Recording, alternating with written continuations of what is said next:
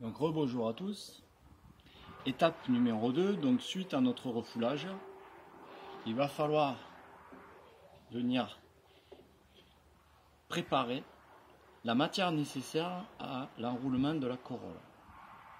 Alors ça c'est une étape un peu délicate, parce que bon évidemment il faudra faire plusieurs essais pour arriver à savoir le volume exact qu'il nous faut. Donc là, dans cet exercice présent, vous allez profiter de l'expérience puisque je l'ai déjà réalisé. Mais sur d'autres exercices ou dans la vie professionnelle, il vous faudra profiter justement de ce prototypage sur l'argile, ou le prototypage une fois que vous aurez plus acquis d'expérience directement sur l'acier, pour arriver à répartir les matières à l'endroit exact où vous voulez. Alors tout simplement, il me faut analyser la matière qui me sera suffisante à façonner les différentes pièces, et là je peux déterminer combien de matière il me reste pour le plat de ma corolle. Alors ce façonnage va se faire en deux étapes bien distinctes. Il va y avoir une première étape après traçage, bien sûr, mon petit coup de pointeau, donc grosso modo à 35 mm du bout, pour qu'il me reste la matière suffisante pour le façonnage du bouton et de la bille. Petit coup de pointeau, 35 mm du bout, et je vais venir placer, comme pour une prise de fer pour un noyau plein mais dans l'autre sens, je vais venir placer ma pièce sur la carre, mon tracé sur la carre de mon enclume, et je vais venir marteler ma pièce afin de l'écraser de cette façon là et de la ramener de cette façon là. Alors l'argile a un peu séché au soleil, elle me pose problème.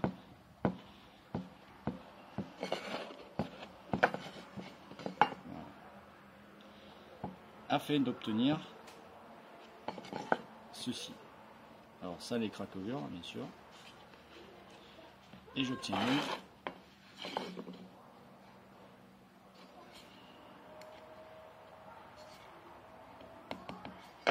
voilà.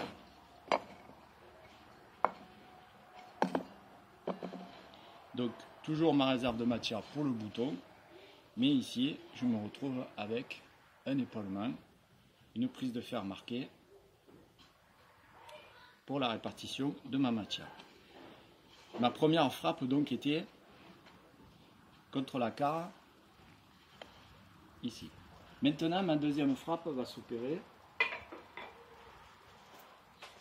à l'aide de la panne de mon marteau, afin de répartir ma matière latéralement. Vous voyez ce phénomène qui fait que quand on tape avec la table du marteau, on écrase la matière, elle se répartit d'une manière périphérique.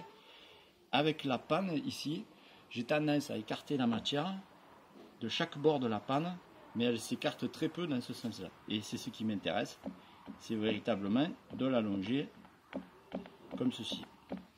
Successivement, bien sûr, en bord de table, je vais revenir la positionner pour la faire partir sur une forme en drapeau, une forme latérale.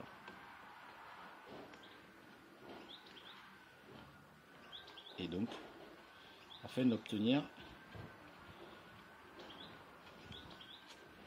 voilà, vous pouvez voir, ça ressemble un peu à un club de golf.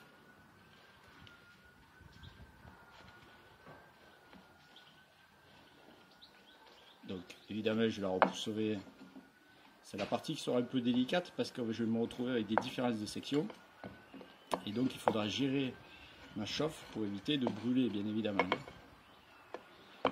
pour éviter de brûler ma pièce. Du fait que les épaisseurs ont changé, du fait que évidemment la partie plus fine chauffe plus rapidement que la partie plus épaisse.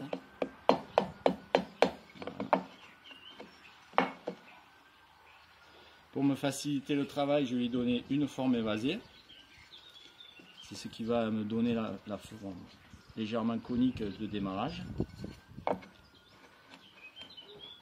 Et pour favoriser l'esthétique, le devant de ma pièce ici sera légèrement courbe.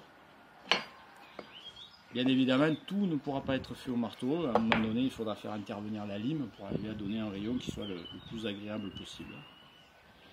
Et voilà grosso modo la forme qu'il va nous falloir obtenir pour façonner la corolle. Alors bien entendu, là je ne suis pas dans les épaisseurs réelles, plus je la ferai fine, c'est-à-dire plus je vais m'approcher de 3 mm, 2 mm, et plus j'aurai des chances d'arriver à un façonnage qui soit esthétique. Voilà. Vous pensez qu'ici, par exemple, là, elle fait 2 mm à peu près, grosso modo. Donc forcément, le fait de réduire l'épaisseur nous donne plus de longueur, vu que mon volume de matière n'a quasiment pas changé. Donc ça, c'est l'étape, c'est la deuxième étape. La partie où j'ai façonné la matière, la réserve de matière pour la corolle. Voilà la corolle dépliée.